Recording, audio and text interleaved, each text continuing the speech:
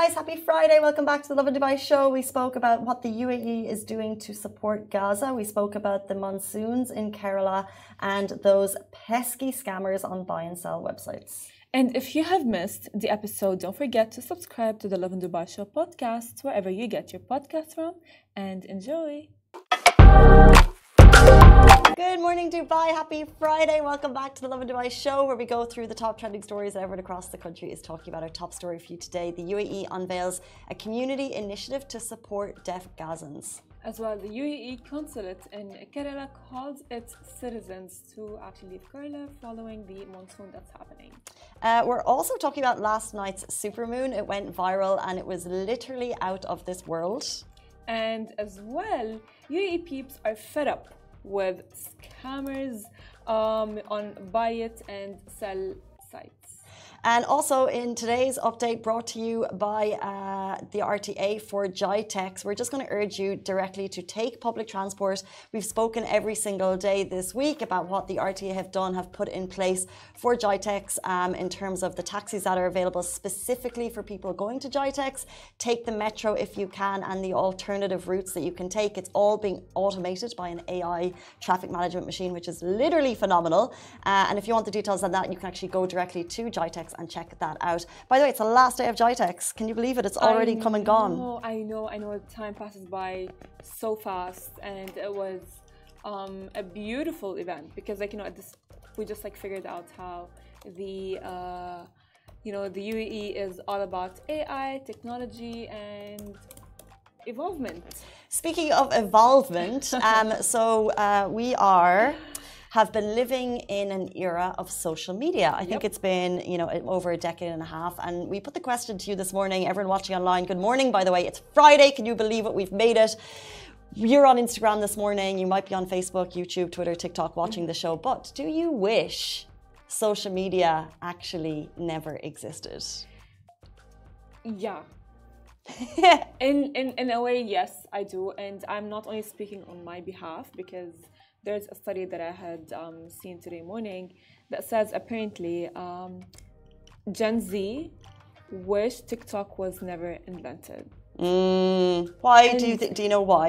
Like, what are the key reasons? Let me read it for you quickly, because I actually low-key do agree with them, and I do see their point of view of why would they not want TikTok, or they wish TikTok was never really invented.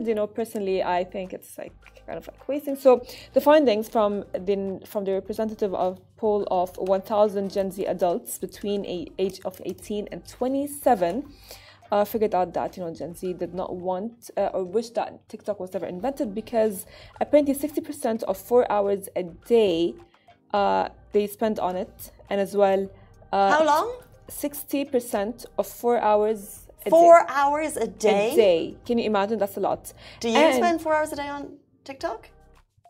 Do we need to expose? Yeah, I do. I really do. And the thing is, because of TikTok. How do you have the time? Because of TikTok, my attention span has gotten so much shorter. I used to read books. I used to enjoy watching a movie. But now, even if I have my favorite series on, I'll be on TikTok scrolling. Right, but you know what I mean? Masa, Holly, are you guys Gen Z? 1 and 2, do you spend 4 hours a day on TikTok? Yeah, we do. I'm telling you. Masa says Holly says she's spending 6 hours. If you ask the question, do I wish social media existed?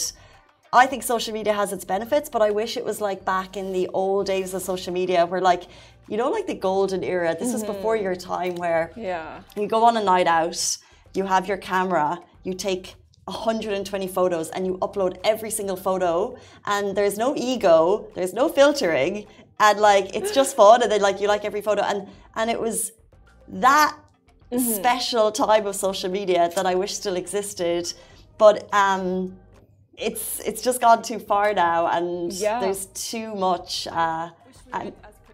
Yeah, because we've all become so critical of what we post, and therefore no one posts, and 100%. There's no naturalness to what it's meant to be. 100%. And even, by the way, TikTok has become so toxic to the point where if I have a question I would be searching it on TikTok search bar. And I will for sure believe what TikTok is telling me. And I had realized that like, I don't want to make fun of my mom. Sorry, mom. But like how my mom goes like, oh yeah, you know what, Farah, I saw this post on Facebook and it says ABC, you shouldn't do that. And I'd be like, Mom, why would you believe Facebook? And now you're on TikTok. And now I'm on TikTok. And look at me being my mom, however, just like a different platform. Hold on. So I wish TikTok didn't existed? I'm not sure, but I don't spend 4 to 6 hours a day on it. Do you guys wish TikTok didn't exist? Yeah. Yeah. Would you just stop using it then?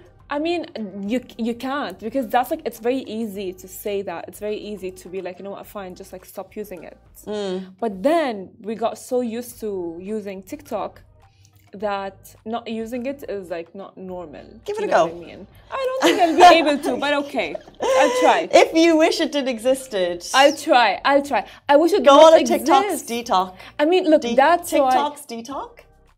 TikTok detox. Yes, that's why I wish it didn't exist, because I wouldn't have known about it and I wouldn't be so addicted to it and I wouldn't just like, be there like all the time. I mean, I'm always there like, oh yeah, you know what, I need to like see, quickly. Even like I am watching my favorite show, I'll be like on TikTok. That's annoying. I know. I find it really hard to watch a show and not be on my phone as well. But yeah.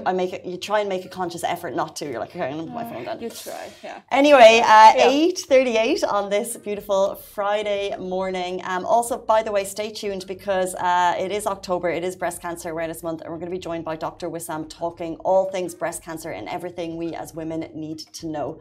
That's going to come up at about 8:50. But until then, our top story for today. So the UAE unveils community initiative to support deaf people in Gaza. Now, a new community initiative has been launched to support and as well rehabilitate individuals from Gaza who are deaf or hearing impaired. Now, this initiative is spearheaded by the Zayed Higher Organization for People of Determination in collaboration with Emirates Humanitarian City. And it aims, of course, to create an inclusive and supportive environment for those individuals.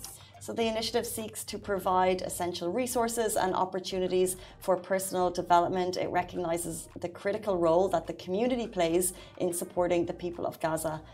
And all of that, we've actually shared it, I think, on Lovin Abu Dhabi, because that's where the humanitarian city is. But it also came alongside this beautiful video. And it's just showing how the UAE is empowering the hearing impaired. I love how the UAE did not stop its initiatives towards Gaza and Lebanon, because as well I had read this morning that it had sent their second batch of like aid to Lebanon. And in light of all of that, they're even like having like this beautiful initiative to the deaf people in Gaza. I just like think it's like beautiful. And yeah, and I think it's just amazing the work that they're doing in the humanitarian city as well. But speaking of the amazing things that the UAE is doing, it leads us into our next story where we're dearly thinking about the people in Kerala as they're affected by monsoon season. Well, the UAE consulate in Kerala calls its citizens to exercise caution due to the monsoon season. Now, following the heavy rains in Tamil, Nadu, and the India Meteorological Department has forecasted more rain for Chennai, Bengaluru, as my sister calls it, and as well surrounding regions. And in light of that, the consulate emphasizes the importance of adhering to safety instructions. So Emiratis are advised to reach out to the consulate using the following contact numbers: 00971 824 and also 00971 800 44444. That's 5 fours. Or through the Tawajudi online service, which we know is always there to help Emiratis abroad. They said that as the monsoon season continues, we urge all citizens to stay informed and safe, as of course this is very dangerous for its citizens. And I want to say one thing is that I love how the UAE is very vigilant of everything and very vigilant of like its citizens, and in time of like they're helping the Lebanon, they're helping Gaza, they're even very aware of like how to keep their citizens very safe. True, of course, and we just know that region annually is marked by heavy rainfall, and at the moment the heavy rainfall is continuing and expected to last for a couple of days. To date this year, there's been 1,500 deaths due to the extreme weather events in the Kerala region. And as you said, it's amazing that the UAE is helping its citizens. And we also just pray for the people of Kerala through the heavy rain season. Speaking of what the weather does and Mother Nature, I think all eyes were on the skies last night because the supermoon was out of this world. Did you get a photo of it? If you didn't, you might have seen the video that we shared. So many people shared DMs with us of the moon yesterday. It was absolutely stunning. People are calling it the most beautiful supermoon they've ever seen. This was the Super Hunter's moon, and it lit up Dubai skies and the world skies last night. The Hunter's supermoon is the third full supermoon of 2024 and the closest full moon of the year, which by the way means that its diameter appears just shy of 14% larger than the average full micromoon according to NASA. And according to astronomer Fred Espenek, the October full Hunter moon passed by the Earth at a distance of only 357 plus some thousand kilometers.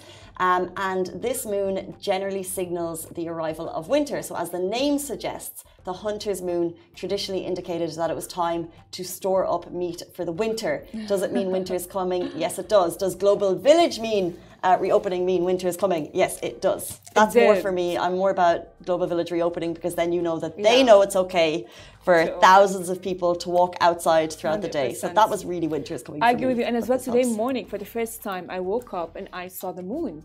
And I was like, that's actually beautiful. I stared at it for like a good 5 minutes. I was like, that's beautiful, you know. Because lovely start to the day. Literally, it's a beautiful. I loved it so much, and I love the moon. I love the moon.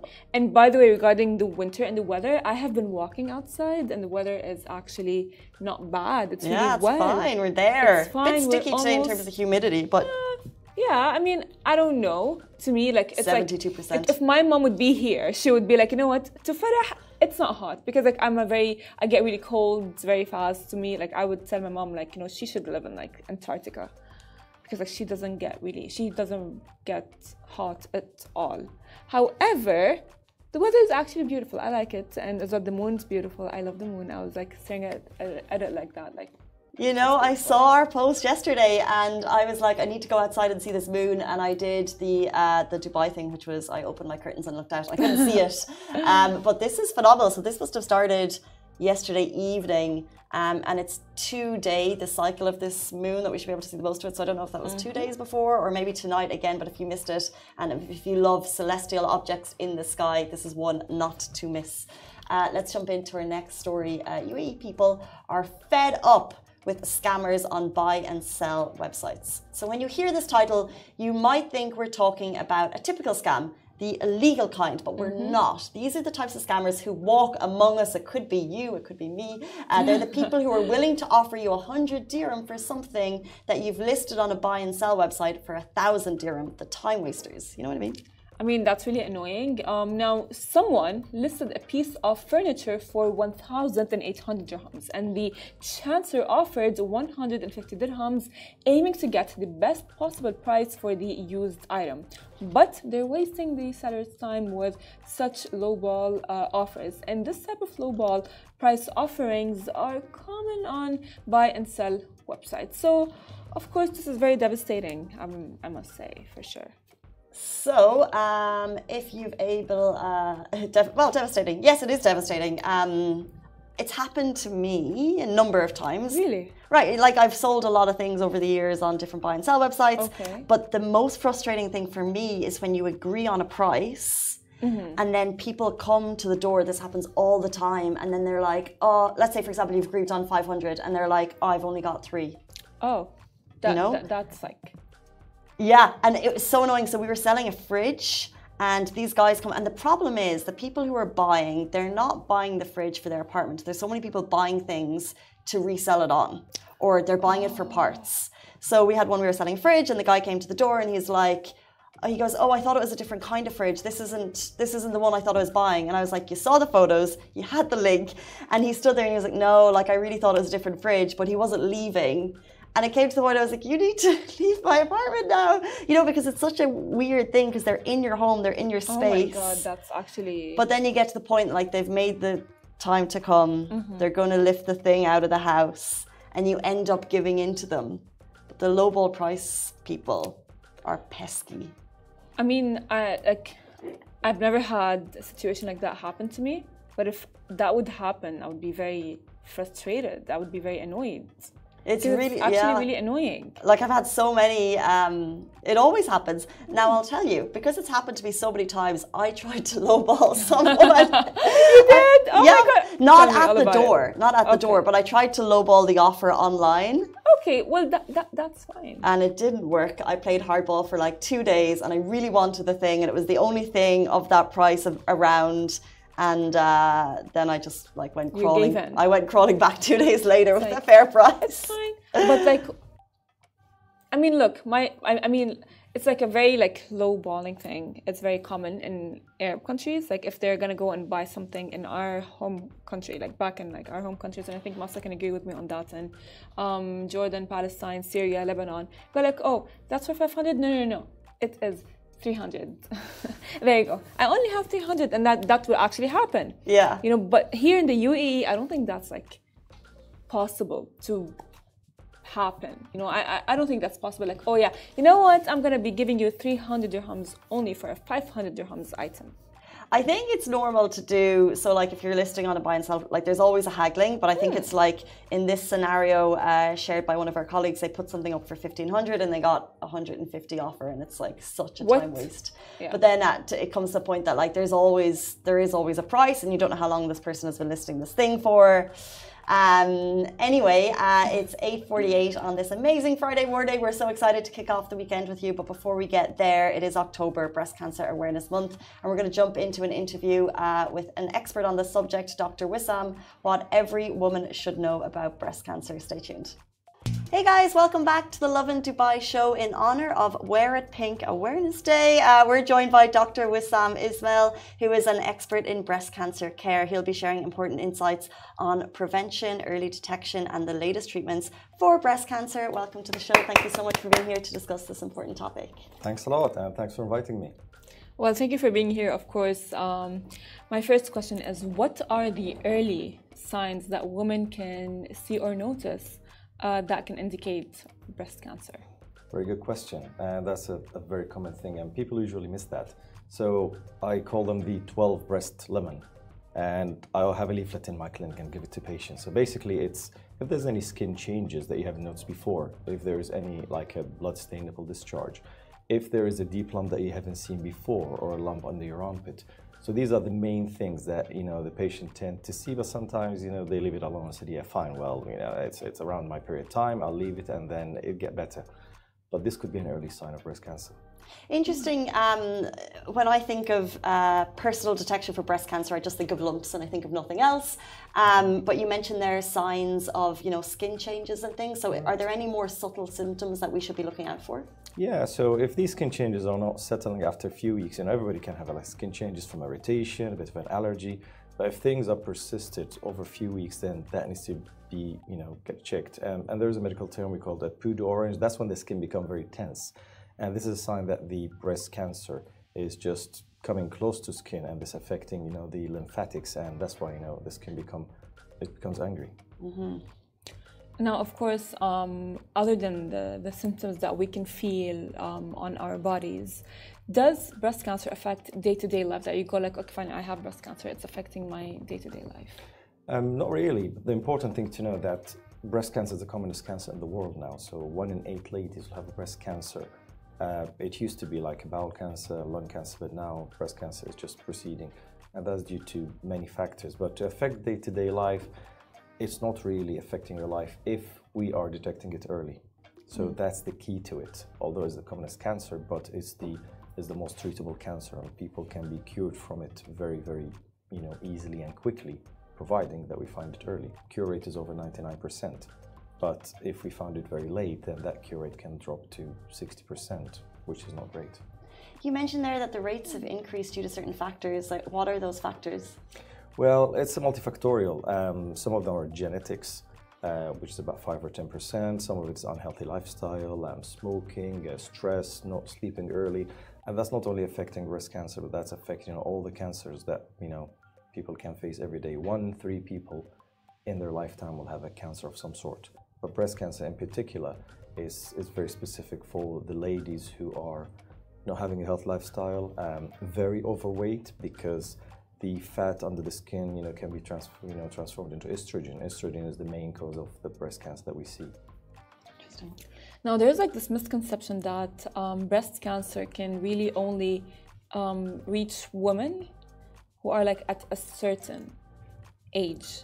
So if you can tell us like what is like the most common age for patients? Well, that's very interesting, because let's say 15 years ago, the peak of breast cancer used to be between 40 and 50 years old.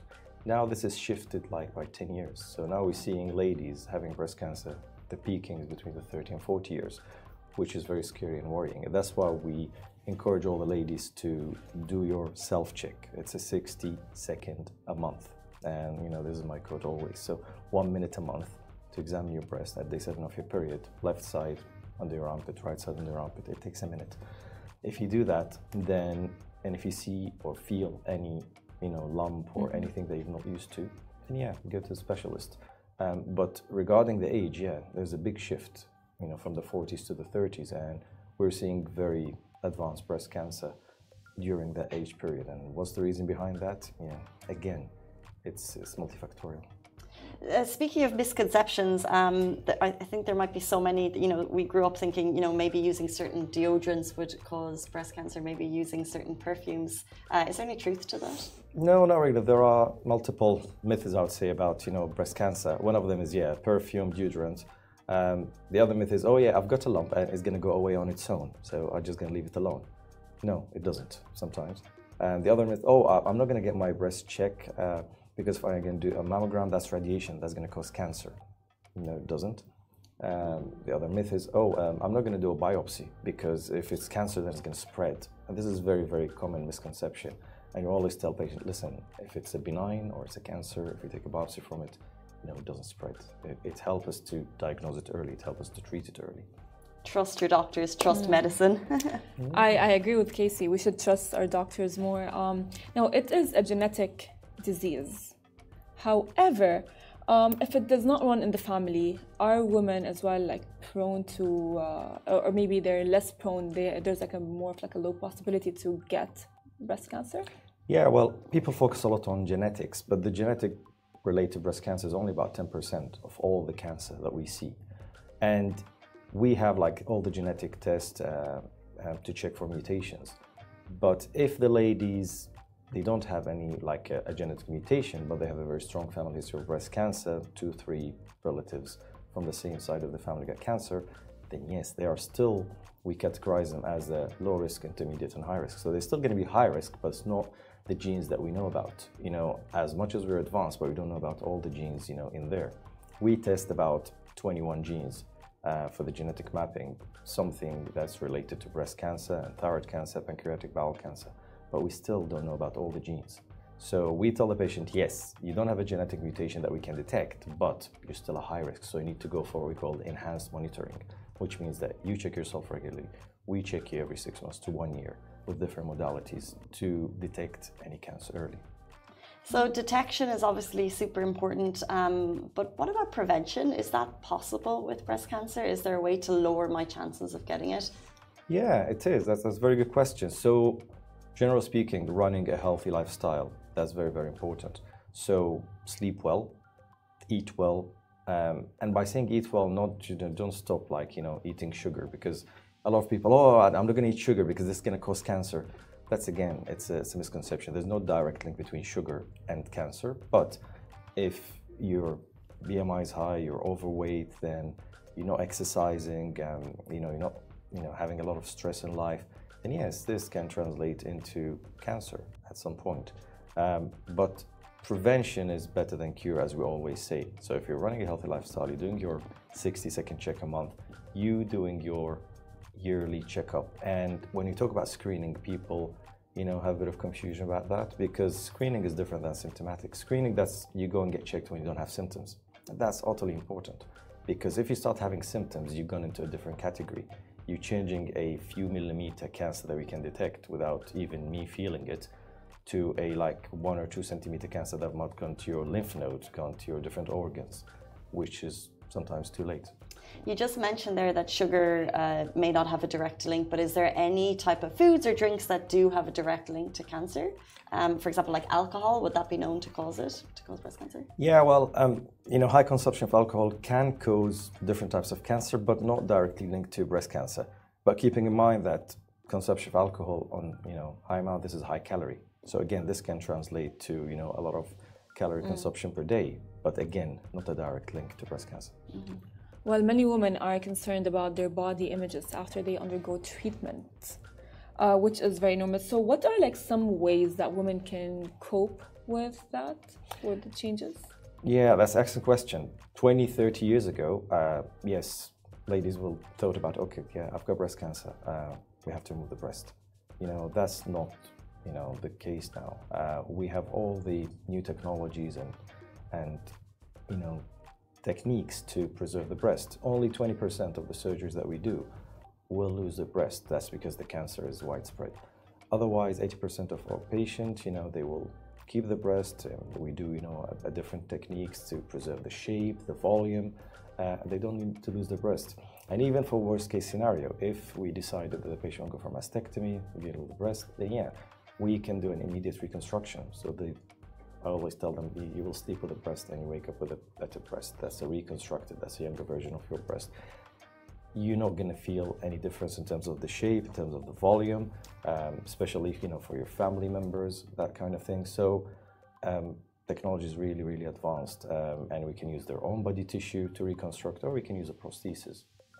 I think it's amazing to hear that there's been so many advancements in the types of, surgeries and help after. But I think the party line is, as you said, if detected early, the majority of people can be cured from breast cancer. Absolutely. But what is something that we don't know about the treatment process? Because I'm sure that many women watching have been through it, and maybe it's not as easy as we say. Yeah, so is there any kind of challenges there that maybe someone who's just been recently diagnosed would need to be aware of?